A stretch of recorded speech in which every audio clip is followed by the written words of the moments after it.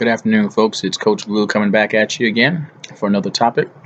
This is going to be the first part of a three-part series dealing with work-life balance. Did a trail run about a week ago, but it's about work-life balance. Part one will be about people who have a 9 to 5 and are pursuing their dream.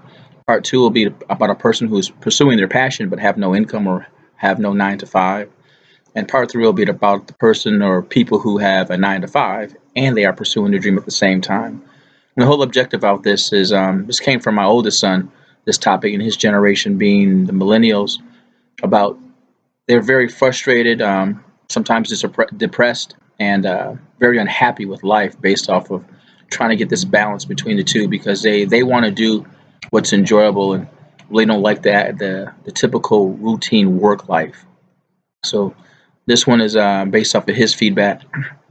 Like I said, today is part one, and we're going to talk about a person who has a 9 to 5 job and wants to pursue their dream, and how do they get that balance, and how do they get some satisfaction or happiness by being able to pursue what they want to do as well. So let's get started. The first thing you have to do, and the assumption in this is that you already know what you want to do. You know what your passion is, you know what your dream is, and you know what that is. You don't have to identify it or figure it out.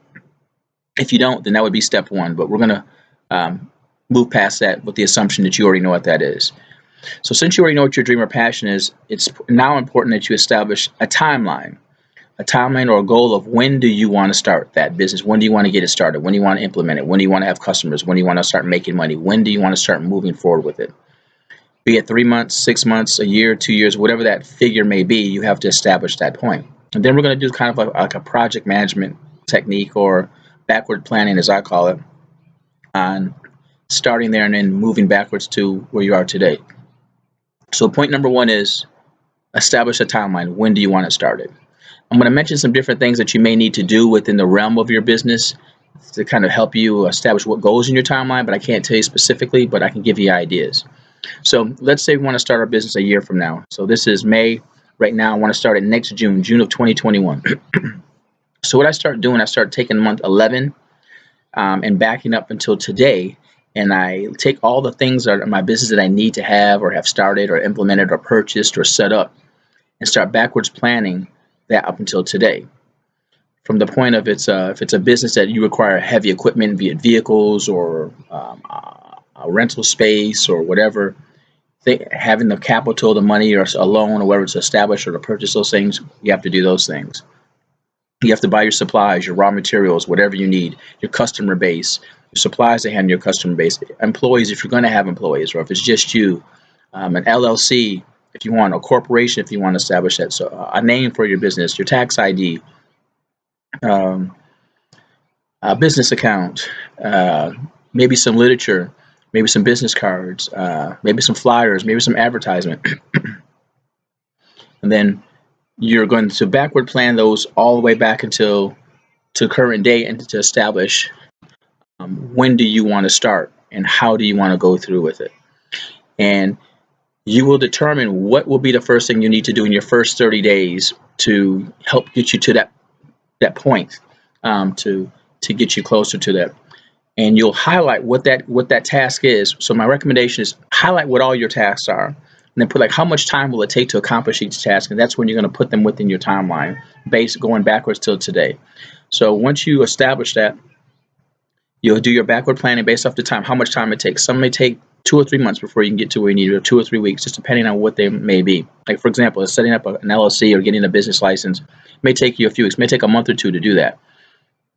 But in the meantime, you can also get some paraphernalia, flyers, business cards, literature, things of that nature. You can start at the same time, a bank account. So there are things that you can do simultaneously. So you're going to set up your timeline. Once your timeline is established, you need to write everything out, and you put everything in it from your timeline, and you'll back it all the way up. And then you'll make adjustments on it based off of what you see when it's in front of you as a plan. You'll make adjustments as things come together as you execute that plan throughout your period of time. Where your satisfaction or happiness will come from is now, once you set up that timeline, you have to figure out in your mind how much time per week do you want to dedicate towards your business. Is it 10 hours a week? Is it 20 hours a week? If you work a 9 to 5, you're working 40 hours a week. roughly how much energy or time or do you have when you come home. I understand you probably don't want to do 40 hours of another business, but maybe say 10 to 15, 20 hours a week. It's going to be for you. It's going to be your dream. So you should have a lot more energy and drive to actually pursue it. So if it's 10 hours a week for some simple math, out of 7 days, you're going to, let's do 5 days. Let's do 5. We'll make it parallel with your work week. Out of 10 hours a week that you want to dedicate it, out of 5 days, that means there's 2 hours a day, that you have to dedicate specifically for your business after your 9 to 5. And you have to do those 2 hours to get to your 10. If there's a point in the week where something comes up or events change or you have to work late or an emergency happens or whatever, something derails you from putting your 2 hours in, you have to make that 2 hours up before the week is out by adding an hour the next day or doing 2 more hours the next day or adding a half hour here or a half hour there, whatever you need to do so that at the end of the week you've hit your 10 hours.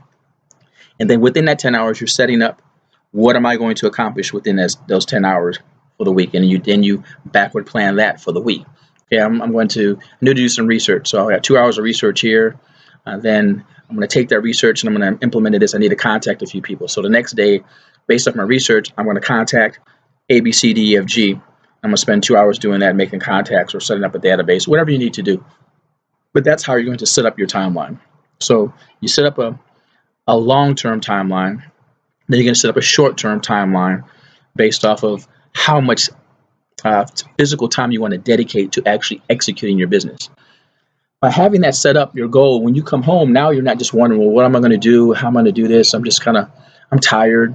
You'll have a focus. You'll have a goal. You have something pinpointed on what you can do. So when you walk in the door or you get home and decompose, detox, and get yourself lined up for your business, you know where you're focused at. Okay, I'm going to put these 2 hours in. I'm going to work at 6 o'clock. I'm going to work to about 8:30, and this is what I'm going to do. You've already got it laid out for me, so it makes it a lot easier, a lot more less challenging, a lot more rewarding, a lot more attainable because you're looking at it. It's a goal, and you're working towards it, so that at the end of that time frame, you can say, "Wow, okay, I feel that I have accomplished something instead of just kind of spinning my wheels idly and just not getting anywhere."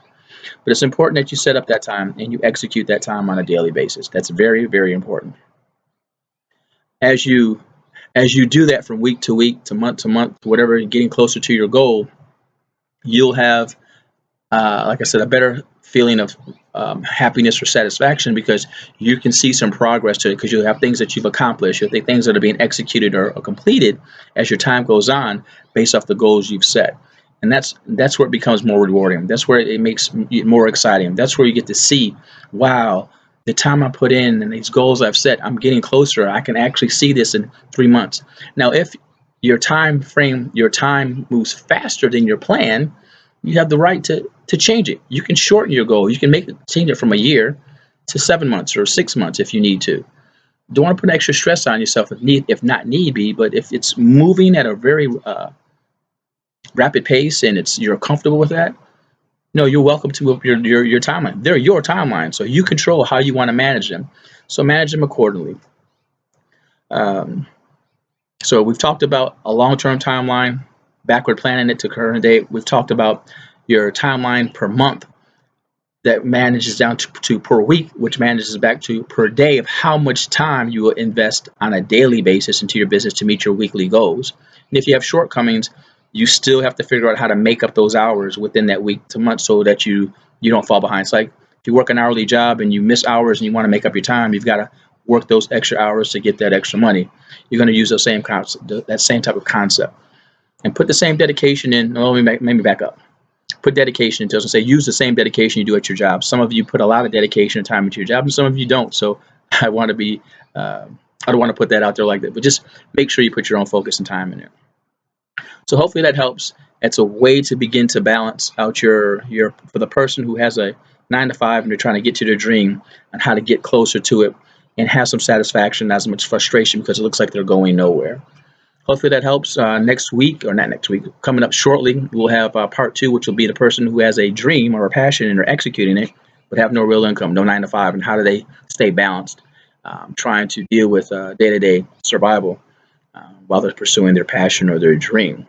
So it's Coach Blue with you, signing out one more time. We appreciate your time and energy. Please hit subscribe, hit the like button as well. Please share me with your family, friends, and relatives.